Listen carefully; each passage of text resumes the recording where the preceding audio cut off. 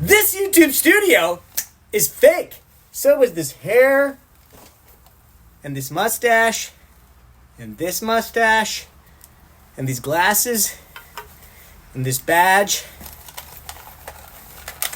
and this gun, and this suit, and this Rolex, and these tits. It's all fake. In this video, I'll show you how it's all fake. It's all fake. In this video, I'll show you how to change the background of your YouTube videos in a snap. And this will make your videos more professional. Even if you don't have much or any money to buy expensive equipment, this is a super simple fake studio setup you can do to improve your video content creation. From animation to graphics and effects, editing, and getting ultra hard locations like this one, or this one, whoa, or this one. It's as easy as 1, 2, 3 steps. Action, cut, edit. Boom, bang, bam. That's a wrap, man. For the record, I use these simple tricks in almost all of my 450 videos that I posted this past year. That's right, I created 450 videos in my first year as a YouTube content creator. Whoa, what? Snap, snap, snap. Yes, I have an extensive previous career in filmmaking, and I've been an actor, director, writer, editor, stuntman, worked in many departments of the film industry, from producer to production designer to props master and to assistant director. I even worked on some of Hollywood's $400 million budget movies. But let's not brag or drop names. Let's get back to what we're here for. Make it easy for you to snap into a studio.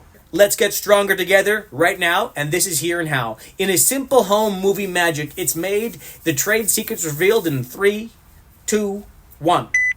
Step 1, record yourself, for this is where you will need a camera. Now, I was taught 25 years ago in filmmaking using 16mm film. Now, you don't need an art school degree to be a modern day filmmaker. Nowadays, it's all digital, and the lost world of film is too costly and nearly obsolete. However, it is a treat when cinephiles reinvent style with something cinematic. However, for today's purpose, all you really need is a phone. It's a phone, huh? And in fact, that's all I've got too. Fact is, I do not own a computer. For the last 5 years or more, I've been without a computer as they are too costly and I simply can't afford one right now. And I can't just use any old laptop because I've personally got 16 terabytes of hardware that will overwork any average computer. So until this channel blows up and shows up with revenue streaming in, I'm just a guy with a phone, working entirely on my own. Yes, all you need is a phone. Hello? Phone a friend for help? And here's the secret sauce to being your own YouTube studio boss. First, set up the phone in a sturdy, steady situation. For this, a tripod is recommended, but not needed, as you can see from the recent clip where I had an audition when I was out of town. And this is my tripod, which I have made out of Amazon boxes, taping them back up and sticking a 5-pound weight in this one for balance. Action. I had to improvise and make a makeshift tripod. By stacking boxes and books, I created a shifty, unsafe place to balance my phone. The quality of tripod does not really matter. However, the ring light tripods are the cheapest and the cheapest quality. They will break and they will wobble in the wind if you're shooting outside or trying to do stop motion, which we can cover in a whole other video. So keep your eyes open for better quality manufactured tripods from actual camera companies. They can be found online from sites like Kijiji to Craigslist, eBay, etc. A quality used tripod will do a better job than a new ring light wobbly top cheap knockoff. I found this Sony tripod at a garage sale for $100 and it's got the shoe bill screw top that actually fits almost all lights and camera and tie-ins. The older tripod I have is from the 1950s and was my dad's, and it's still superior craftsmanship. Metal parts that keep working. However you tripod your rig, once it's set up, so are you. From here, we need a light. If you don't have a light, then it's going to be a dark day in hell. Try to shoot by an open window. And if you're like me and your home has virtually no windows, then you're going to need to find something to help with illuminating the scene. Now, I've done short films where my main light is just a few candles, and the flickering light effect does work for the narrative and adds a nice, alive feel. So however you choose to brighten the mood, it's up to you. Flashlights are a weak choice, but I've used them as well, from lamps to work lights to my bike light. Whatever bright idea you can use to brighten the image, do it. Even if you need to lighten the image in post-production, which we can get to that in another video, if that interests you, let me know, comments below, I'll do a video on that. Once you have a main light source, it's advisable to add a fill light, which is simply an additional light source, not as strong as the first. This will fill the shadows cast by the main light.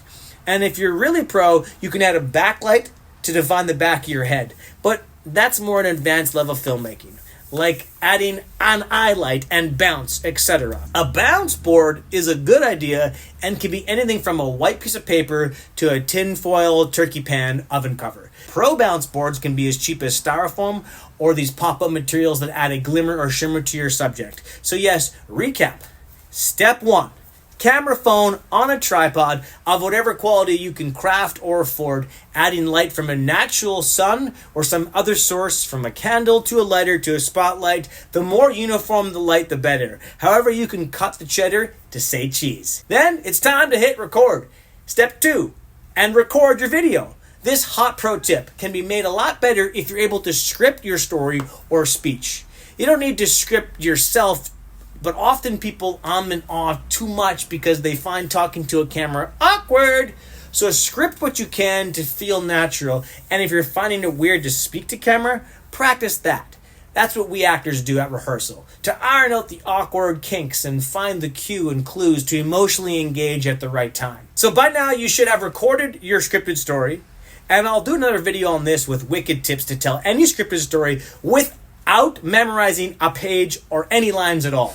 Hit the comments below if this is a pro tip you would like to learn. I'll teach you insider tips on how to do a whole movie with absolutely no memorization. So now you need some background images to be the new studio or set of some scene you want to show. I'd say here it's really an open internet search for the perfect image. You can use this site called FreePic for tons of images. You can get AI to design you a background, or you can use a picture you find online or in person or wherever you want to find it. I have used them all. I even took a picture of a studio I was in when I was recording some rap songs, and later used that same studio pic to make it look like I was still in studio and appear that I was there often, even though I was only there once or twice. Step 3. Edit the recorded video with the source background in a simple, fast, and effective way. You can use apps like CapCut or Videoleap, or more advanced tools that involve green screen using Adobe, Avid, Premiere, and Final Cut. But that's just all expensive software for your hardware. I don't own any real hardware but this phone. So I got an app, which is CapCut, which is free, but I also pay for Videoleap, which is what I like. It works for me. It's intuitive, fast, and simple. Both have their issues. Neither are perfect, but they do a pretty good job for most of the things you'll need. So here I create a new project, import my footage, then add the background, and it's done. It's not perfect, but hey, this is YouTube, not Marvel Studios. It's like this: new project, add background, then cut out, and boom, magic. From here on in, you can make yourself bigger or smaller or multiple versions of yourself. You can add in color effects and so much more. But this is better left for the next video. Fast recap summary. What did we learn? Step 1.